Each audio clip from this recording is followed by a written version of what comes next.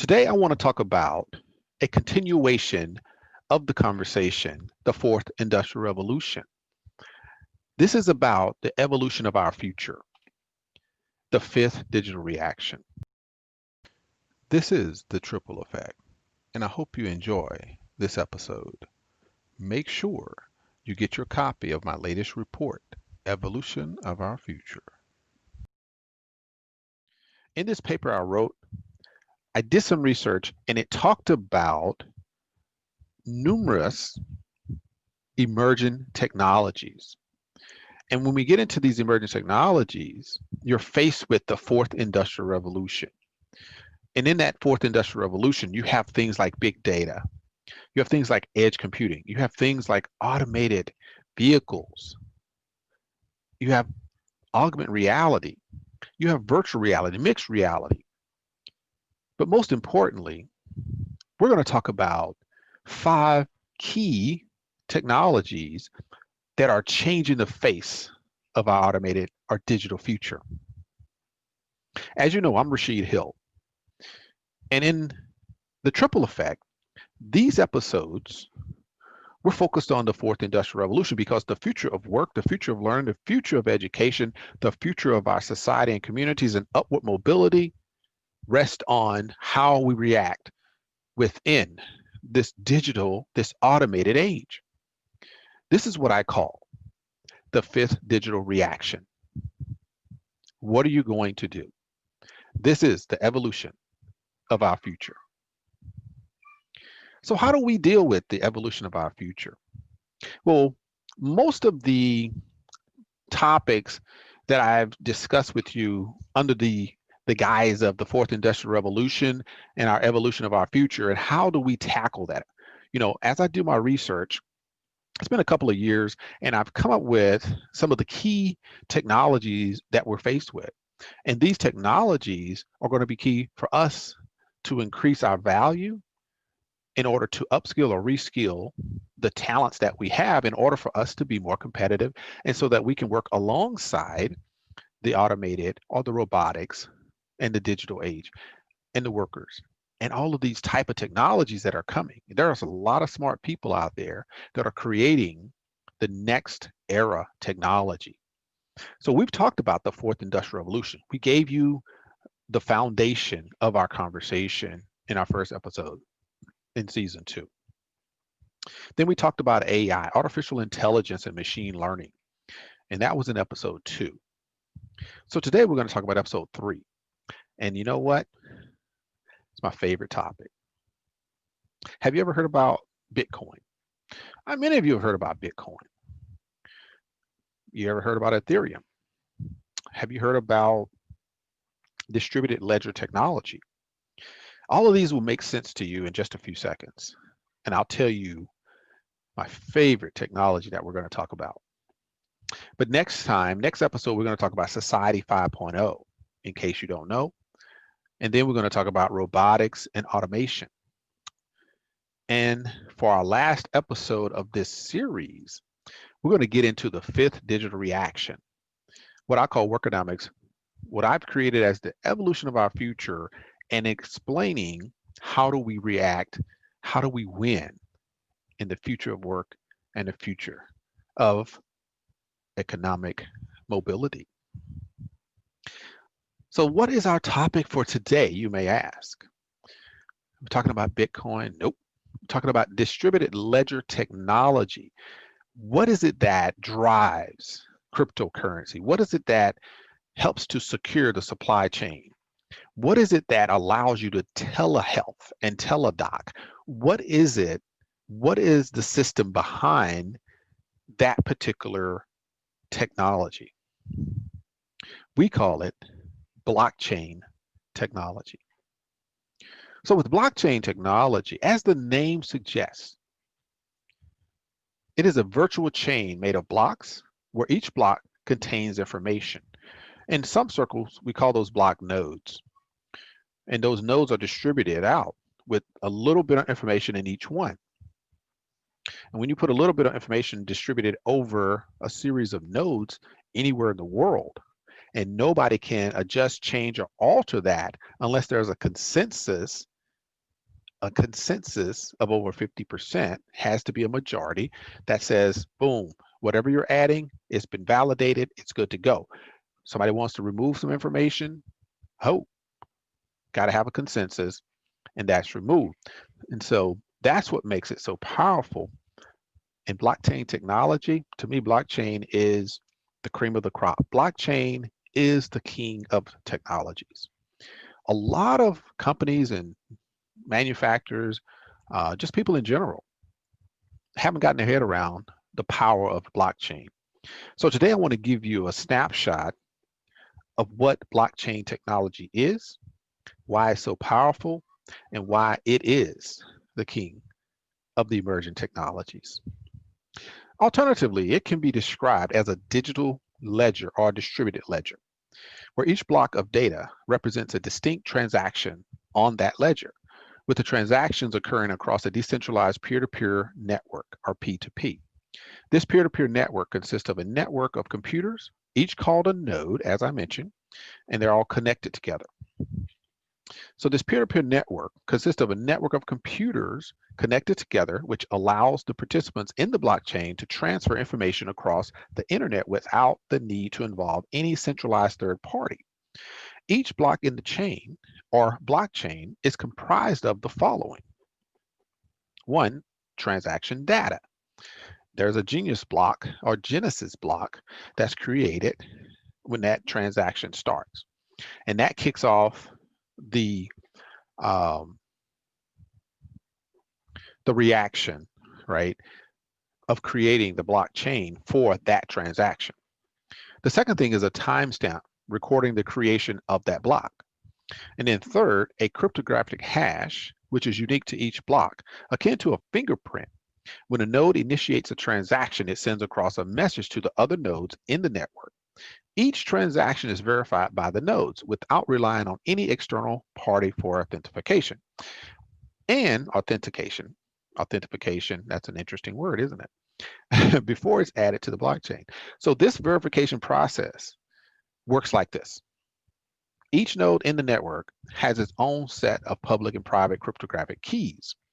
Whenever a transaction is initiated by a node, it generates a digital signature with its private key. The digital signature is proof of the authenticity of the data present in the block. Once the transaction has been examined by every node, there is an electronic vote or consensus amongst them to decide the validity of the transaction. If a majority of the nodes hold the transaction to be valid, then we have what is called a consensus, and it is written into a block, and the newly created block forms, yes, part of the chain. So supply chain is one of the key use cases for blockchain technology. How does that work? You may ask.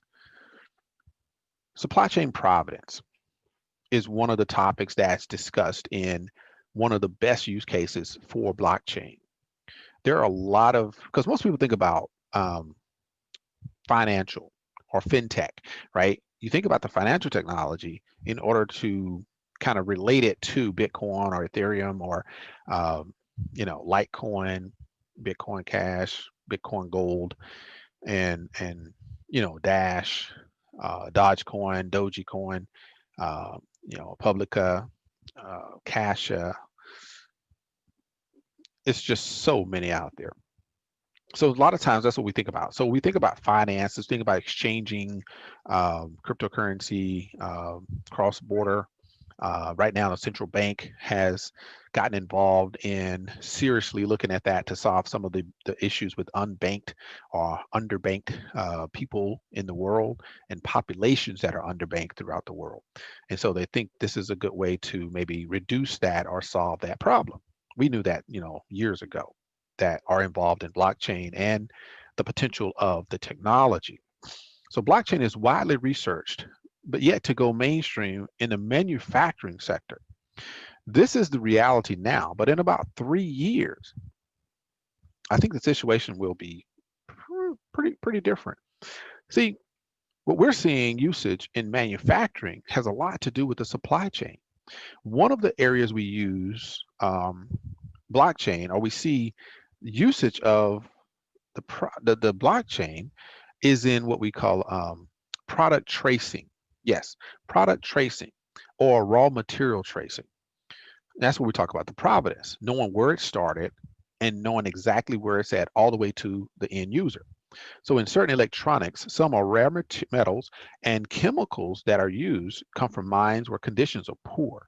So how big corporations are using blockchain is to validate the source of certain products, to certify that they come from ethical origins. Tracing is beginning to see real benefits from using blockchain. That's what blockchain does well. The U.S. Postal Services is an example of a U.S. based company that uses blockchain within their supply chain. In an article titled Four Ways Blockchain Can Be Used Throughout the Supply Chain, the United States Postal Service identified four key areas their processes could benefit with blockchain: smart contract, tracking fraud and theft prevention, and even transaction processing. These are all ways that an organization could benefit from the use of blockchain: smart contract, tracking, fraud, theft prevention, and better transaction processing, right? More efficient processing of your mail. That's really what they're trying to say. So 64% of supply chain professionals say that a lack of information on the tracking of product origins has caused inaction or indecision. Think about that. It's crazy. So it is interesting in this pandemic that one of the areas we are becoming acutely aware of is the supply chain, the global supply chain, I might say. The shortages revealed during this time show the supply chain was not very agile. So looking more into the supply chain, within the supply and manufacturing sectors of lessons learned during this pandemic, there's a huge amount of dependencies, I would say. No single company makes the end product anymore. They have to source things from what I found out about 10 and upwards to about 100 different vendors just to make one finished electronic product. Wow, didn't know that. For example, to assemble a plane or a phone, you must get parts from a lot of different sources.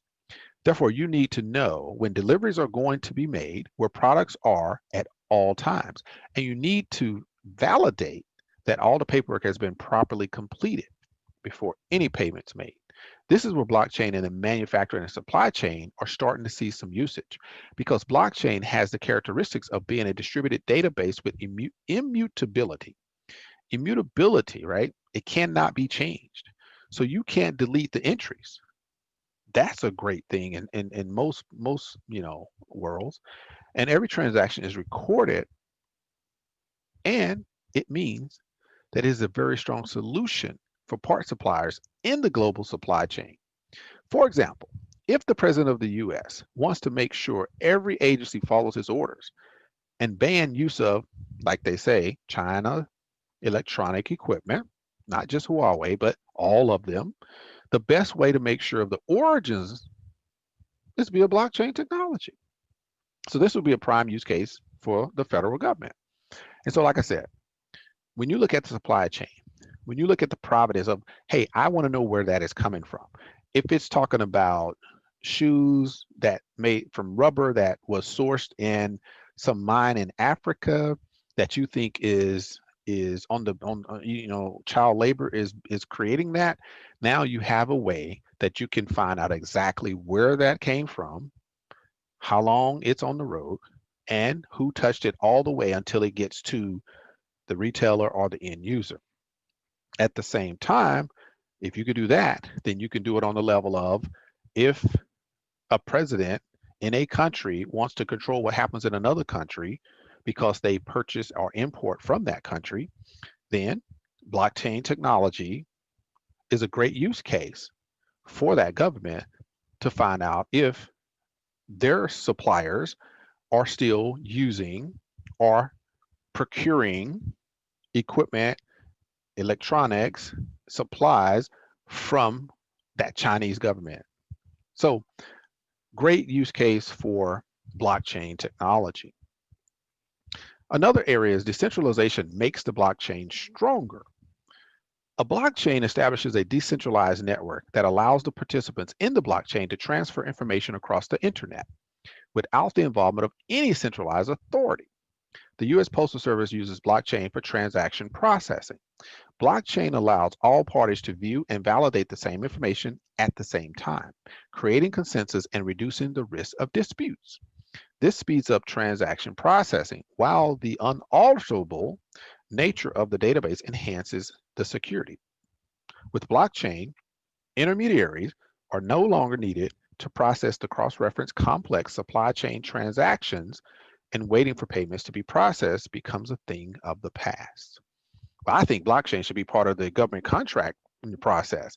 When you got a net 30, net 45, and you're a young small business and you're doing business with the US government, and you have to wait 30, 45, sometimes 60, maybe 90 days for your payment, it's going to be hard for you to make payroll. So if we had blockchain, then we could certify all that at one time, boom, and the automatic payment will be dropped based upon the consensus used within the blockchain. So I think that's a great idea, if I may say so myself. So the type of blockchains that we know about, public and private. A public blockchain is one which anyone can join the blockchain network and participate within the blockchain. Public blockchains are decentralized and permissionless, whereas no one has control over the network. This is the intent of open source networks. Bitcoin and Ethereum are examples of public blockchains because anybody can go in, buy Bitcoin, and buy as much as you want, and exchange it on the exchange, and sell it on the exchange as you see fit, or sell it to somebody else, and it's all good. There's no intermediary there. Well, there's clearinghouses, but they're called exchanges. So somebody has to be in the middle making money off of you. That's just the nature of fintech. Speaking of the public sector, U.S. government has tested the waters on blockchain and seems to be increasing investment by 2022. So in my research, I found a report that was released by IDC Government Insights. In April 2019, estimates that the federal government spending on blockchain will likely increase from 10.27 million in 2017 to 123 million in 2022. Similarly, blockchain spending among state and local governments is expected to rise from 4.4 million in 2017 to 48.2 million in 2022. The forecast did not talk about cryptocurrency investments. However, because governments are spending little to no money on cryptocurrencies at this time, then we don't believe that that's going to be an issue. But a bigger picture is central banks, right? Banks that are bigger than, you know, the little U.S. and Europe banks. The Federal Reserve, they're already in talks with the International Monetary Fund to create some type of cross-border digital currency, like I said, to help on an international level. So it's just a matter of time. There is institutional money that is poured into blockchain technology as well as cryptocurrency or digital currency at this time, or what they call digital assets. So that is happening, it's been happening, and it's growing by leaps and bounds. As we speak today, Bitcoin went from last week being around $10,000 per coin. Now it's up above 14,000 per coin just in this 1 week, making a lot of people pretty happy in the direction it's going. So this is just part of what blockchain has offered most of us. Blockchain integration is still in the initial stages for federal agencies, but it is expected to grow rapidly in the coming years. So let's see how a public blockchain works. And so what I've done is I give you kind of an idea of how that would work in this particular scene here. So you can kind of get an idea. You know, public blockchain, somebody makes a request for a transaction. That transaction request is broadcast over the network. It gets validated by a consensus on the network. It's added to the network, and so it's distributed amongst a series of nodes, um, and pretty much that information goes back and says, hey, good to go. And then we push out the transactions complete. We're done deal. And then, when it's cryptocurrency, it works a little differently. So there's a lot of use cases for this. And we'll get into some of those as well. But just a few. For voting, we know that voting is coming up real soon here in the U.S. For the U.S. presidency. And there's a lot of issues with voting fraud. There's a lot of issues with voting intimidation and just pretty much illegal action all around. But when you use blockchain technology, then you don't have that problem. You can eliminate the fraud if you only would focus on using the technologies that will prevent people from duplicate, people from cheating, and governors and so on and so forth from trying to intimidate people from voting. So that's just one example right there. So back to our discussion about blockchain. Still, agencies are beginning to get their feet wet with the modern record-keeping technology, which validates information on a secure, decentralized public ledger. Recently, the Health and Human Services Department unveiled a proof of concept that employs blockchain technology to securely track log files that agencies are required to report by the Homeland Security Continuous Diagnostic and Mitigation Program. The test case, which demonstrates how emerging technology can be used to boost security postures across federal agencies, comes a little over half a year since HHS was awarded the federal government's first authority to operate a blockchain-powered acquisition system. The synonyms that describe blockchain are words like immutability, transparency, traceability. And if you heard the term zero trust, it came from the idea of permissionless, zero trust. I don't have to trust you, trust less. I just need to trust the system because the system is doing what it's supposed to do. It gets a consensus, it distributes across nodes. Then it's not a matter of me knowing who you are. It's not a matter of me knowing if you're trustworthy. I don't need a credit score. All I know is the system will do it all for me. And those words are described under cybersecurity as well. So you can kind of see the parallels because before cybersecurity and after cybersecurity, you'll always have blockchain because blockchain is intricate to the essence of what cybersecurity does. It's not the same thing, but it is definitely intricately connected. So the agency's chief of technology, Oki Mek, recently told Nextgov, a government magazine, online magazine, regarding the efforts. Maybe finance systems could use this. Other systems could use this as well. The Securities and Exchange Commission also solicited the procurement of a commercial off-the-shelf subscription source for blockchain ledger data to better observe the landscape of those transactions throughout the fintech world.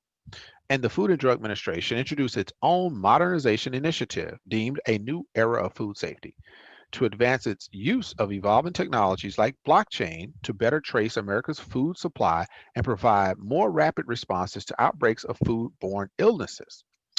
Ultimately, though, it will likely continue to progress in the coming years. Blockchain technology has yet to be widely adopted beyond federal pilots. As progress continues in 2020, there will likely be much more hype and an increasing need for strong policies and governance. So let's move on to private blockchains.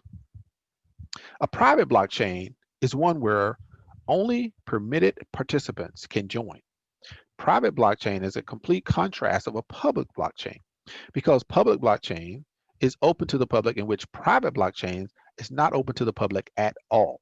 It is centrally controlled and requires permission to access, read, write, or alter anything on the blockchain. Normally, when you see request for a password and the 2FA, the second level, right? Second level forensic authentication is an example of this measure. 2FA, just like Google has a 2FA, Microsoft has 2FA, Many of the exchanges out there, if it's forex or if it's cryptocurrency, a lot of them use 2FA now. So that's that second level authentication that is required. We use Microsoft Teams for what we do with the federal government with DoD, and now we have this additional level of protection. We got about 3 or 4 levels, but one of them is based on the 2FA authentication that we have to use. So we understand that that's just part of the process. So let's talk about this. Why is this private blockchain? Why do we need permission? Why do we have to have passwords and these second levels of authentication? Security threats to blockchain users are real. Since every node in a blockchain stores details of all transactions which can be scrutinized by anyone in the network, malicious users may access and trace public keys and addresses to specific persons. If and when an individual user of a blockchain is traced, every transaction undertaken by such an individual through the blockchain may be permanently exposed. So, therefore, there is this little part within the blockchain that if somebody can crack the code, can expose everything. Just like with Bitcoin, right? Bitcoin is always is always talking about the security aspect of peer-to-peer and on this blockchain, because the blockchain is very secure. Some people say it can't be hacked. Some people say it just, you cannot break into it because that's the way blockchain is set up. But then when the exchange that it's sitting on is hacked, then there is this misunderstanding about what actually was accessed. Now, let me help you understand one thing real quick. When you purchase Bitcoin or Ethereum or any cryptocurrency and you would put it on an exchange, you have to release it from your secure key. You have a digital key, a digital wallet that you access your cryptocurrency. Bitcoin, Ethereum, Litecoin, Dash, so on and so forth. With that being the case, as soon as you open your wallet, then you expose yourself to bad actors. That exchange is allowing you to open your wallet and make a purchase or deposit. That being the case, yes, that exposes your money in the wild world of cryptocurrency exchanges. If you go to a bank and you open your wallet and you make a transaction, that movement on that network opens you up to somebody stepping in and cutting off your transaction. So it's no different. It's not any less safe. It's really more safe to have cryptocurrency because you're not really moving actual money. You're just moving numbers, right? And so you have to be very careful of what you hear and what's being affected. The blockchain is still intact. The exchange is on top of that. The exchange is not part of the blockchain. The exchange is on a blockchain, and that cryptocurrency is built on a blockchain. So the configuration of the cryptocurrency is based on that. But when you open your wallet and you release the key, boom, it's fair game. So that's kind of what happens. And so we have to have a lot of protections for those type of things. And that's why you have AML, you have KYC, know your customer, the anti-money laundering, committees and all these type of things, because they're trying to protect your money. So a person's private key is used by him or her to sign in as well as verify every transaction that he or she makes on the blockchain. Each private key creates a unique digital signature for every transaction that the key holder undertakes, thereby verifying the key holder has ownership of the assets which they are transacting, and that he or she has the authority to undertake that transaction. Since private keys are crucial to accessing and safekeeping assets on a blockchain, users are required to store them safely. If the private key becomes available to a stranger, the assets stored on the blockchain could be compromised. Storing the private key on a computer, flash drive, or telephone can pose potential security risks if the device itself is lost, stolen, or hacked. If such a device is lost, the user will cease to have access to his or her private key, and in turn, his or her assets, such as the cryptocurrency. Storing it on a physical media, such as a piece of paper, also leaves the private key very vulnerable to loss, theft, or damage. So you're asking the question, so where do I keep the key? What do I do? How can I make sure I don't lose the key and my stuff is secure so that I can reach back and get that $18,000 of Bitcoin that I, invested $1,000 for 5 years ago? Well, choose one method and keep it safe. That's the bottom line. The latest version of offline wallets are called hardware wallets. These are considered the safest method of storing your digital assets. Now, they won't be making money, but it's like putting money under your mattress.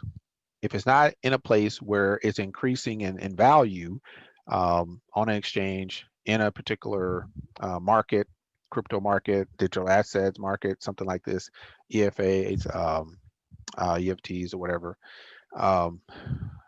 hedge funds, IRAs, if you're not there somewhere, your money is safe, but it's not increasing.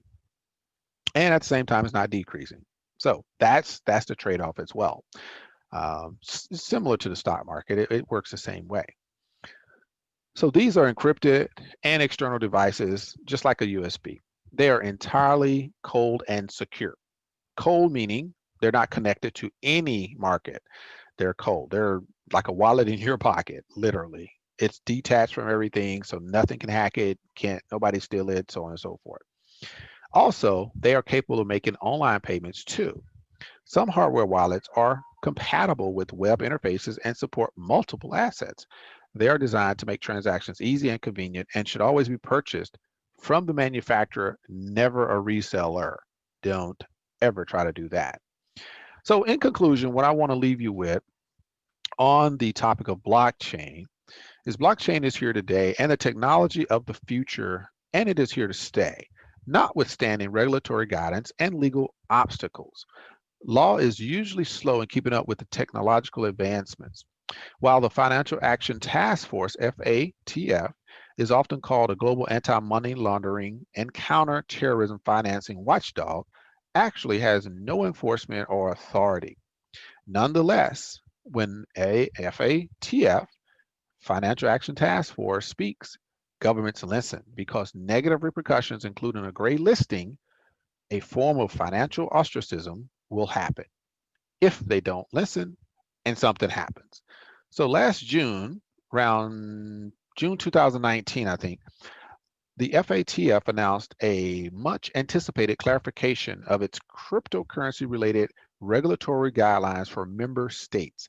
And it caused quite a stir in the virtual asset community, especially after the G20 announced full support for the recommendations during its summit in June 2019. The updated guidance rocked the cryptocurrency community because it contains several new rules for virtual asset service providers, which the FATF said are needed to counter rising threats of money laundering and terrorism financing. So what do you think about the blockchain? The blockchain is absolutely the most secure and trusted thing on the planet. So I don't see that being a bad thing. I see it being an amazing thing, right? So yeah, on this broadcast, I like to talk about really, awesome things like the blockchain, things like national strategies that the U.S. president has put out. We did a national strategy about 5G and securing 5G. They want to, because U.S. want to win the 5G race, even though they're doing it in a way that's not legit, it's not really fair. But at the same time, China has a plan as well to be the leader in 5G and 6G in emerging technologies by 2030. And so the U.S. is trying to get in front of that and block that so they don't continue to grow as they have done. We've seen TikTok And you look at Facebook and you're like, wow, you just got Facebook doing great. Then they take over WhatsApp, they take over Instagram, but then TikTok comes along and basically wipes all of them out. Chinese company, right? Because of strategy. The long game is what Asia is playing. They're not playing the short game. And that's what our current president is thinking. He's thinking about the short game. So one of the things that I'm working on now, looking into anyway, um, is the National Strategy for Critical and Emerging Technologies. So this is something that was recently written, October 2020, written by U.S. government, and our Department of Justice and Department of Treasury and security folks and commerce. They're all kind of chiming in on how do we control this emerging technologies? How do we put some controls around cryptocurrency, digital assets? And the other day I was listening to um, a talk by the IMF, or the International Monetary Fund, and they were talking about cross-border digital currencies being kind of a solution to some of the bigger problems in underbanked populations across the globe. So blockchain really is key to ensuring that these problems have solutions, and we have a way to solve major problems in the world. I implore you, I'm just one person trying to do my part. And one of the things that I really get motivated about is when there's a solution. There's always problems. There's always things that seem to be overwhelming. If it's from your household to your community, right? And you go from your community to your nation, right? There's problems at every level. But when you see a solution that's clear, when you know that this works, you see that use cases have proven that, hey, if we can band together to do this, then we can solve this, right? Somebody once said, if you want to earn $1 million, solve $1 million problem. Well, if you want to get rid of $1 million problem, then guess what? We need to implore $1 million solution. Blockchain is that solution. If we use it properly, coupled with 5G, IoT, um, augmented reality is something that's amazing. In one of the talks, I'm going to get into a discussion about reskilling and upskilling and on to new skilling, depending on where you're at in your career, where you're at in your life, where you're at, as far as talent and experience and knowledge. You may need to do one of those three things: reskill, upskill, or new skill. And you got to pivot somewhere in your life. When this pandemic hit, we all didn't just keep doing business as usual. I'm at home 100% of the time. I'm remote working 100% of the time, right, for my job. And on top of that, I've started a new business called Next Era Learning, which you'll be hearing about in the future as well as that progresses along. I've completed one module of a e-learning course that I'm creating, and I have a few more that I need to get completed before I announce that officially. But that's coming as well. As John Maxwell says, there's no limits. There's no limits. No limits, only capabilities. Right?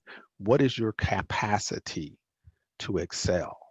What is your capabilities to unlock and unleash the greatness that you have within you? This is what we, as humans, what we have to do is find solutions. There's problems everywhere. Find solutions. And that's the way we're going to preserve the good in this world, and we're going to increase the greatness that's projected onto the problems that people see. It's never too late. Never, ever too late to start anew. With all of this new technology, we have a way to solve a lot of the problems that we see every day. Homelessness is one. Veteran homelessness is a huge one for me. And if you know me, then you know that I'm a fighter for a solution to the veteran homeless problem. It should never be that way. But I believe Bitcoin has a solution for that problem. And I would love to show you a video of a speech that I did talking about solving the homeless problem with Bitcoin. And it's definitely a way to have. So how do we fix this problem? How do we fix this dilemma? We want to give, we want to do good, but how do we do that knowing where the funds are going to go and be used for what they're intended? Well, today I'm going to show you how digital cash is the missing link to solve the homeless problem. Anybody ever heard of blockchain? Most people have. Has anybody heard of Bitcoin? Yes. Bitcoin is very popular. Bitcoin is kind of like a buzzword, but it has substance that will fix this problem. Let me show you. The blockchain itself, simple as it is, because I'm not going to get into the complexness of it. It's a digital ledger that carries digital cash. That's the blockchain in a nutshell. So in order to be more comfortable in helping the homeless, then most of us don't run around with cash in our pockets. We don't get to a stop sign and say, oh my gosh, I got $100 sitting right there, I'm just going to give it out the window, knowing he's probably going to go get some alcohol or some drugs. No. But I want to help. So what do I do? Here's what I said. I studied a white paper done by a company called Block Crusher. And this company had written a white paper, and they had a use model for feeding the homeless with blockchain technology. So what would happen, you would actually be issued a card by a person that you want to help. They issue this card, and this card has a website, or it has a QR code. And all you have to do is go online or go on your smartphone, and you can donate money directly to this digital wallet. And it's only for that person, only for a specified event. If it's for food, it goes for food. It cannot be used for anything else. Now, I want to take that model to the next level. So instead of just food, because we have to feed people in need. Because I heard a quote one time, and it goes something like, we who have the means and the voice should speak for those who have neither. So we want to give, we want to do better, but here's an opportunity that you can do it with a digital response and a digital answer in a digital age. It doesn't hurt you. It doesn't make you feel bad. You're actually doing them a favor, because on the second level of this model, it's not just for food. Now, we're going to institute a program where skill development workshops to help them actually learn a skill that's transferable, in high demand, and highly profitable. So now the donor is incentivized to donate, help this person get back on the street, but we're going to ensure that they have a transferable skill that's in high demand and highly profitable, so they can become more productive entrepreneurs into society. And you help make that happen.